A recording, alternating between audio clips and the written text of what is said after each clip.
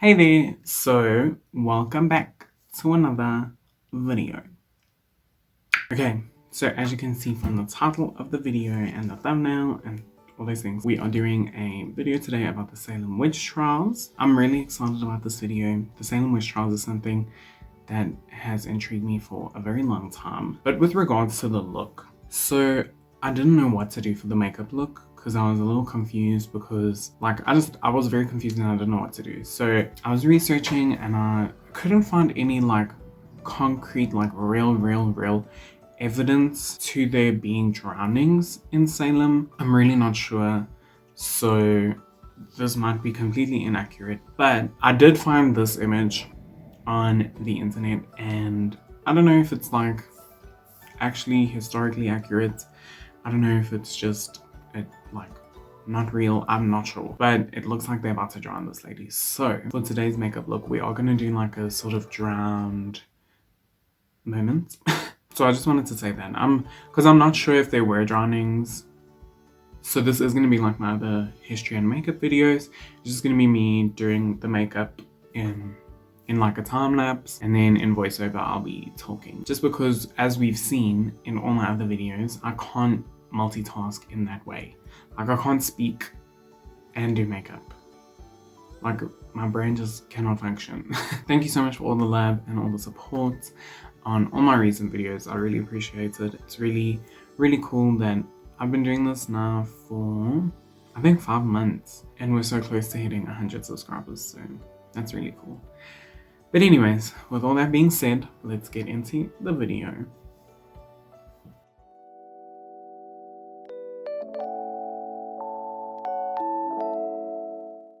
The infamous Salem witch trials began during the spring of 1692 after a group of young girls in Salem Village, Massachusetts, claimed to be possessed by the devil and accused several local women of witchcraft. The Salem trials occurred late in a sequence after the subsiding of the European witch hunt, which peaked from the 1580s and 90s to the 1630s and 40s. Some 3/4 of those European witch hunts took place in Western Germany, the lower countries like France, Northern Italy, and Switzerland. The number of trials and executions varied according to time and place, but it is generally believed that some 110,000 people in total were being tried for witchcraft, and between 40 and 60,000 were executed. The hunts were efforts to identify witches rather than pursuits of individuals who were already thought to be witches. Witches were considered to be followers of Satan who had traded their souls for his assistance. It was believed that they employed demons to accomplish magical deeds,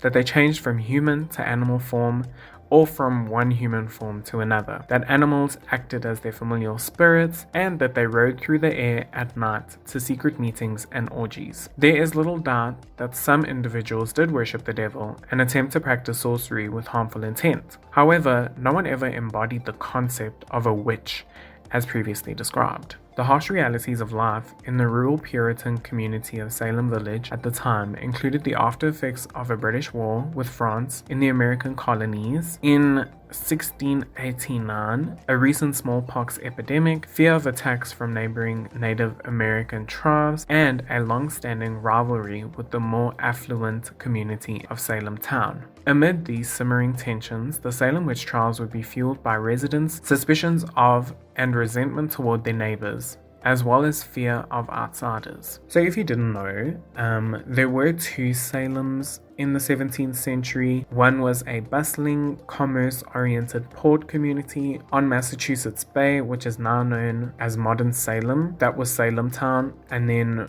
about 16 kilometers inland from that, a smaller, poorer farming community of about 500 people was Salem Village. The village itself had a noticeable social divide that was worsened by rivalry between its 2 leading families. It was the well-heeled porters who had a strong connection to Salem town and the wealthy merchants there, and then there were the Putnams who sought great autonomy for the village and were the standard bearers of the less prosperous farm families. Okay, anyways, so probably stimulated by voodoo tales told to them by Tituba, the minister of Salem, his name was Paris, and his daughter Betty his niece Abigail Williams and their friend Ann Putnam Jr. began indulging in fortune-telling, and in January of 1692, Betty and Abigail's increasingly strange behavior came to include fits. So they would scream, make odd sounds,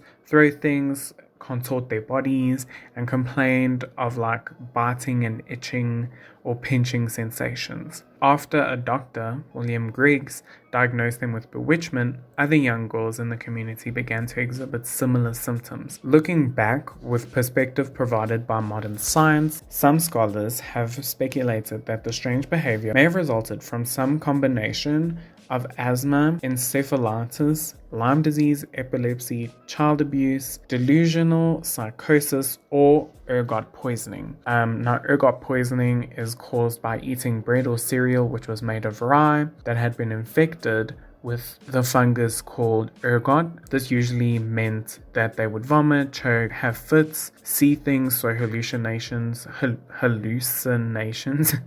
and they would also get the sense of something crawling on the skin.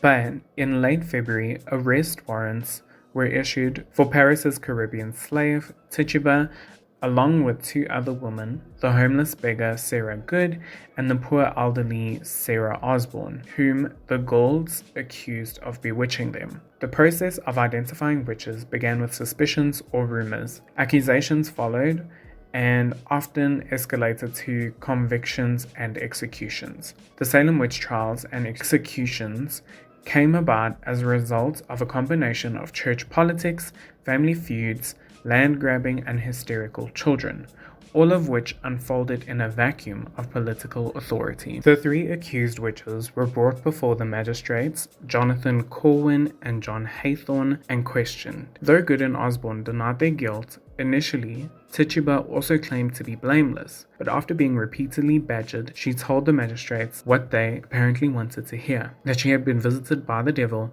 and made a deal with him. In 3 days of vivid testimony, she described encounters with Satan's animal familiars and with a dark, tall man from Boston who had called upon her to sign the devil's book, in which she saw the names of Good and Osborne, along with 7 others that she could not read. As hysteria spread throughout the community and beyond into the rest of Massachusetts, a number of others were accused, including Martha Corey and Rebecca Nurse, both regarded as upstanding members of the church and community, and also the 4-year-old daughter of Sarah Good. Like Tituba, several accused witches confessed and named others, and the trial soon began to overwhelm the local justice system. In May 1692, the newly appointed governor of Massachusetts, William Phips, ordered the establishment of a special court of oya, which meant to hear, and termina, which meant to decide, presided over by judges including Haythorne, Samuel Sewell, and William Stutton. The court handed down its first conviction against Bridget Bishop on June the 2nd. She was hanged 8 days later on what would become known as Gallows Hill in Salem town. 5 more people were hanged that July, 5 in August, and 8 more in September. In addition, 7 other accused witches died in jail, while the elderly Giles Corey was pressed to death by stones after he refused to enter a plea at his accusation. On October 3rd, Cotton Mather's father, Increase Mather, an influential minister and the president of Harvard, commended the use of spectral evidence and instead favored direct accusations. On October 29th, the accusations of witchcraft extended to include his own wife, and Governor Phips once again stepped in, ordering to halt the proceedings of the courts of oya and termina. In their place, he established a superior court of judicature,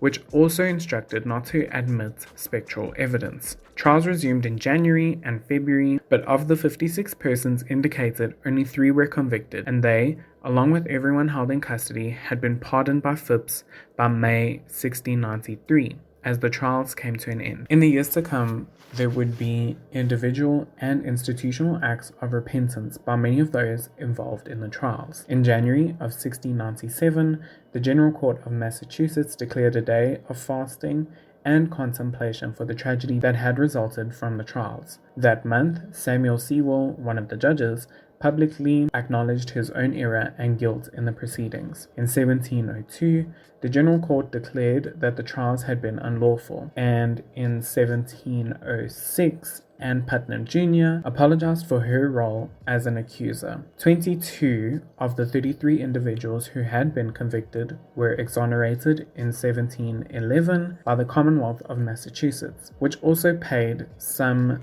£600 to the families of the victims. In 1957, which is like 200 years later, the state of Massachusetts formally apologized for the trials. It was not until 2001, however, that the last 11 of the convicted were fully exonerated. The abuses of the Salem witch trials would contribute to changes in U.S. court procedures, playing a role in the advent of the guarantee of the right to legal representation, the right to cross-examine one's accuser, and the presumption of innocence rather than of guilt. The Salem witch trials and the witch hunt as metaphors for the persecution of minority groups remained powerful symbols into the 20th and the 21st century, owing in no small measure to playwright Arthur Miller's use in The Crucible of the events and individuals from 1692 as allegorical stand-ins for the anti-communist hearing led by Senator Joseph McCarthy during the Red Scare of the 1950s.